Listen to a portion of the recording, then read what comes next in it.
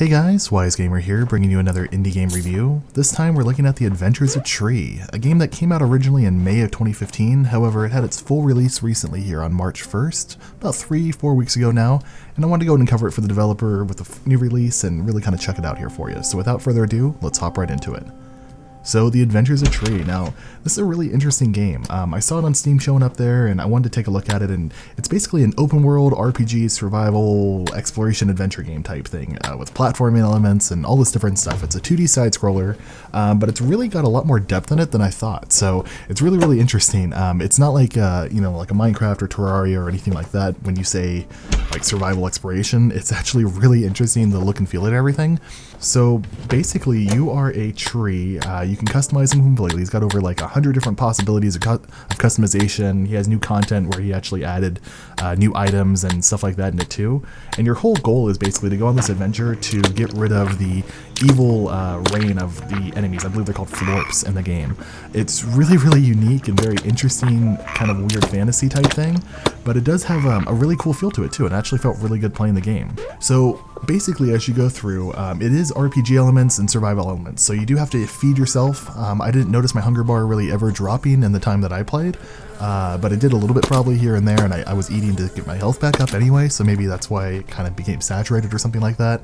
But you have like a little hunger bar you gotta eat every once in a while as a tree. You can eat apples, steaks, all this different stuff.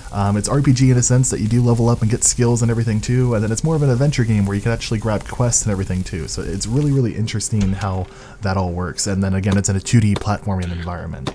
As you go through, there's over 30 hours of gameplay. There's huge replayability because there's actually different endings. It's kind of an open world. You can roam freely across the landscape and something around like over 15-16 different locations. There's a lot of unique creatures, items, stuff like that as well. So you can really just go through it multiple times and not really have the same experience, and then completely, customize your character and everything too.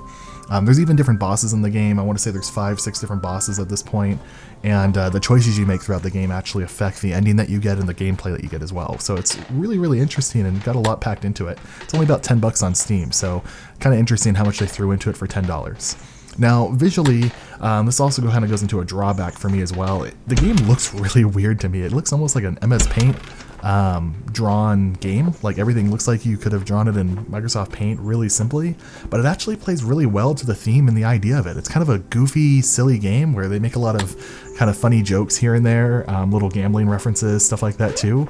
But it's really interesting how it was drawn. Like, it looks really cheaply drawn, but when you actually play the game, it works really well for it too. So it's kind of interesting how they did that. Sound-wise, nothing too crazy at all. I think that it was fine. It didn't break immersion or anything like that for me. It didn't do anything crazy for me either, but everything fit well. There was decent sound effects and all of that too for the different animations. Again, kind of on the lower end probably budget-wise, but it really works for this type of game. It's just really a simple game that focuses purely on gameplay and not so much the other, fancy things here and there. Now, replayability wise, I did touch on this a little bit earlier, but again, basically because there's just so many different quests, I want to say there's over 40 quests, a bunch of customization for your character if you care about the visual replayability, a bunch of different locations, choices determine the outcome that you get, the different endings that you get, different bosses, different types of loot that you can get, different gear, new stuff being added all the time. I mean, there's really just a lot of stuff to get into it, and for $10, I think you're definitely getting your value out of that. Now, the drawbacks, I would say, like I said, it's not necessarily for everyone. Visually, the game might not look that great. It plays kind of cheap in a sense, and that's nothing against the dev. It's just what they were going for with this type of like goofy, silly platformer.